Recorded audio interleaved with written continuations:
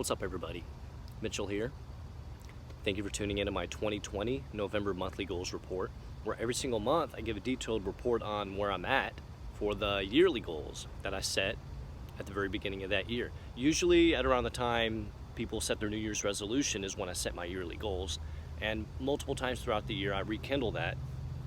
I get myself in an optimal state, this childlike state of wonder, imagination. There are no limitations. If you ask a kid what they want for Christmas, he's not going to have any limitations on what he may want, or she. They may want a pony, a dragster, or bring the whole moon down, whatever the case may be. I think it's essential to get yourself in this state and then just start freestyling your long-term goals. Eventually, you're going to put 1, 5, maybe it might take 10 years. You're going to mark that next to the goals. I can go further in depth on how I set this and break these down later on if you'd like me to.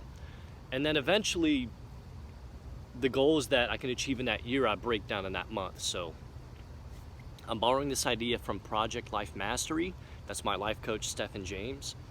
You can check out his blog at projectlifemastery.com. In the exact same way, I'm eventually going to accompany this video with the blog post itself. So right before I get right into it, a lot of this is for myself, really. I'm hoping I can inspire you in the process of doing this to accompany me.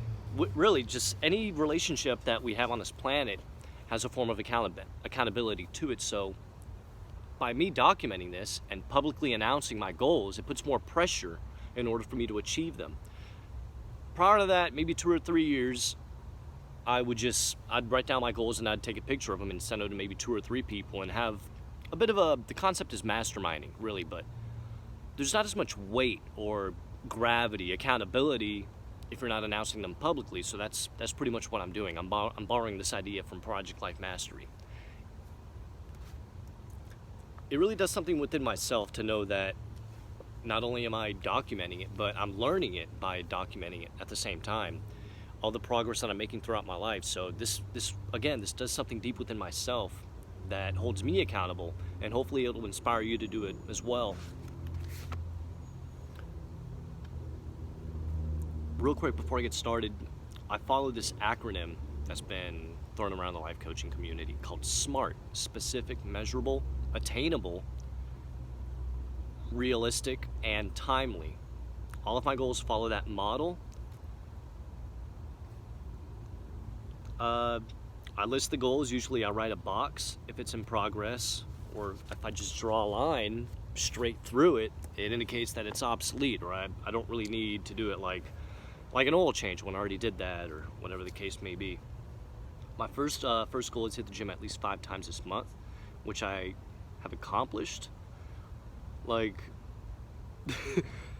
I've already have a habit of going to the gym consistently, at least every other week, but once a week has been, within the past few months, has been my usual flow, but I decided to step it up to twice a week, mostly just for consistency. I don't really have an issue going to the gym. It's mainly eating. So if I can go to the gym consistently, it kind of trains my body to demand better foods, better nutrients for it. So I'll be getting up earlier, jumping on the trampoline a bit more, which is totally behind me right here.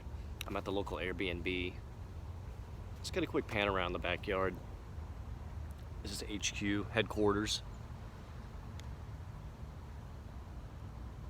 Nice little zen spot back here.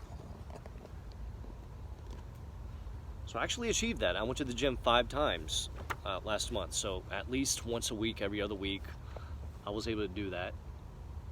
Situate parking ticket, that's obsolete. That happened last time. So aside from physical fitness, I also like to set emotional goals every now and then.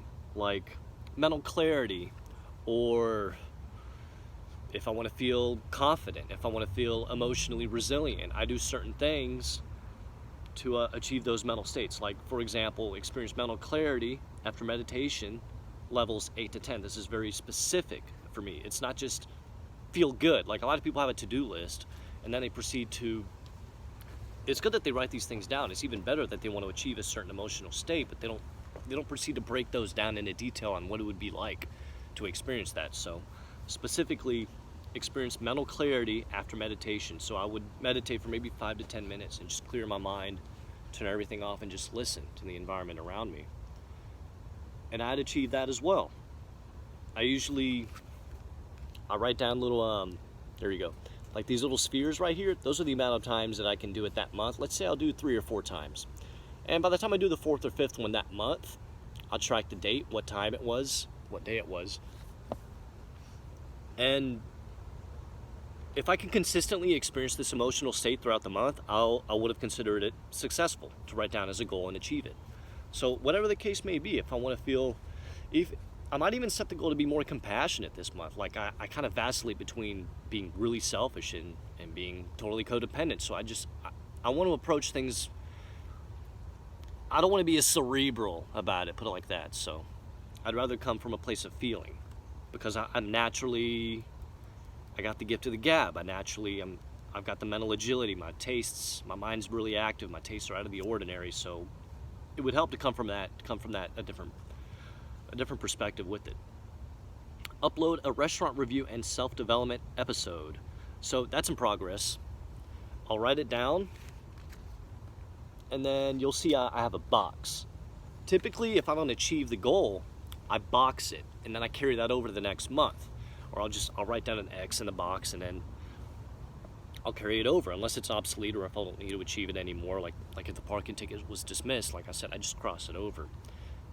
But that's still in progress. I didn't upload a restaurant review because I'm a bit phobic when it comes to setting up the Mac and doing the video editing. I'm completely new to it, so you're gonna have to bear with me on that. But that goal's halfway achieved, because today I'm recording a self-development episode, which is my monthly goals report. Record a dating and self-development video. A lot of those go hand in hand, but I try and be consistent with the themes if it's just something that helped me versus something that helped me with my dating life as well. So far I've achieved about half of the goals that I've written down for, and I did record 1 dating video and 1 self-development video, but I did not upload it, so that's going to be transferred over to this month in order for me to upload it. All right. Now, a bit of a backstory with the final goal that I listed. Apply for an online gig on ratracerebellion.com. Occasionally I won't be as specific myself, so then I'll fall short. Now you want to be careful with that when it comes to setting goals, because after a while, if you set goals that you aren't even achieving, you aren't even going to want to open up your fucking notebook and follow through with those goals. After a while, your mind's going to be like, why even set these goals? What am I even doing? So this is something that I have to keep in check within myself for this particular goal at the very bottom, which is pretty much going to be reinvested back into this. Another tripod, a GoPro, you know. I already have the iPhone that I can just put on a stack of books or whatever the case may be. But most of the money that I'm making right now, it's going to be reinvested back to you, really back into my content. Like, this is going to grow as it's going. I already have this Airbnb co-host flow going on, so that's most of my living expenses, how they're being covered. A good 2/3, maybe a third of it through Postmates, and the other remaining fraction of it's going to be as a co-host, managing the house, checking the guests in. Would you like some coffee, tea, making sure everything's clean, the bathroom's clean throughout the day. So that's how I'm making money these days. But really, my main goal, the last goal, which is to find an online gig, I really don't have any, I'm not really pressed to be formally employed anymore. I've had a taste of being self-employed. It's hard to get that taste out. So I'm just enjoying myself. Like I said, I'm sharing my life, documenting it, putting it out there. And as of right now, something online related would be it's more in alignment with my long-term goals, like the yearly goals that I previously mentioned, which would be at some point to make not only money residually, but I don't even mind actively working online, like being maybe a virtual assistant of some sort, or having a few freelance gigs. Fiverr, you got what's it called, Upwork, for maybe a few voice demos. You know, maybe a few years from now, once I get a car again, I can do a stunt driving demo, which is pretty crazy as well. But yeah, to conclude my monthly goals report, that's a goal that I've been setting since the beginning of the year. But ever since I moved to South Florida and COVID-19 otherwise known as the coronavirus, decided to introduce itself, it's kind of put a dent on my social life, and as far as what I really wanted to do, which was review restaurants, as well as being a dating coach on top of that. So it's kind of put a dent on that, but I decided to start it anyway. So yeah, I'm definitely going to be looking for that for my December monthly goals reports.